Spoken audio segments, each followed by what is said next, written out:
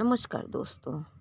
हिंदू धर्म में हर माह के शुक्ल पक्ष और कृष्ण पक्ष की एकादशी तिथि को श्री हरि विष्णु की पूजा उपासना का विधान है। इस प्रकार से प्रत्येक वर्ष चैत माह के कृष्ण पक्ष की एकादशी तिथि को पाप मोचनी एकादशी मनाई जाती है। इस साल 5 अप्रैल को पाप मोचनी एकादशी मनाई जाएगी। इस दिन जगत के पालनहार विष्णु जी और माँ लक्ष्मी की पूजा की जाती है। धार्मिक मान्यताओं के अनुसार पाप मोचनी एकादशी का व्रत रखने के सभी पापों से मुक्ति मिलती है, मोक्ष की प्राप्ति होती है और सुख सौभाग्य में वृद्धि होती है। इस दिन व्रत के दिन पाप मोचनी एकादशी व्रत कथा का पाठ करना बेहद शुभ माना गया है। तो आइए जानते हैं कि पाप मोचनी एकादशी की शुभ मुहूर्त और व्रत कथा। इस साल पाप मोचनी एकादशी तिथि का आरंभ 4 अप्रैल को शाम 4:14 पर होगा और अगले दिन दोपहर 1:28 पर समाप्त होगा।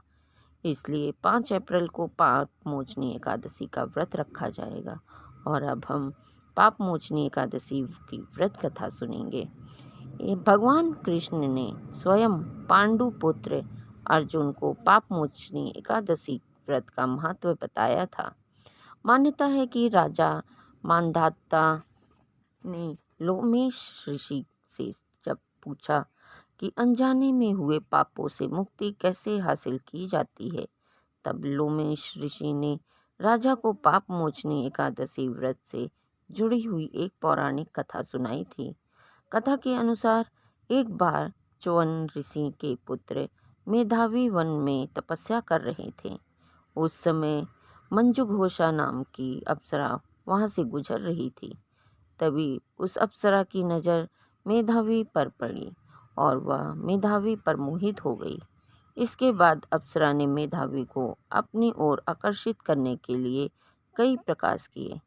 कामदेव भी मंजू घोषा की मदद करने के लिए आ गए।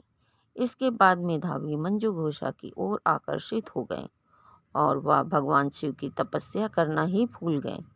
कुछ समय बाद मेधावी को जब अपनी गलती का एहसास हुआ तो उन्होंने मंजू घोषा को दोषी मानते हुए उन्हें पिशाचनी होने का श्राप दे दिया, जिससे अप्सरा बेहद ही दुखी हुई। अप्सरा को अपनी गलती का एहसास हुआ और उन्होंने तुरंत क्षमा मांगी। अप्सरा की क्षमा याचना सुनकर मेधावी ने मंजू घोषा को चैत मास की पाप मोचनी एकादशी के बारे में बताया। मंजू घोषा ने मेधावी के कहे अनुसार विधि पूर्वक पाप मोचनी एकादशी का व्रत किया। पाप मोचनी एकादशी व्रत के पुण्य प्रभाव से उसे सभी पापों से मुक्ति मिल गई।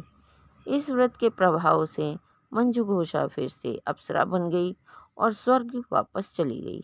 मंजू घोषा के बाद मेधावी ने भी पाप मोचनी एकादशी का व्रत किया और अपने पापों को दूर कर अपना खोया हुआ तेज पाया था।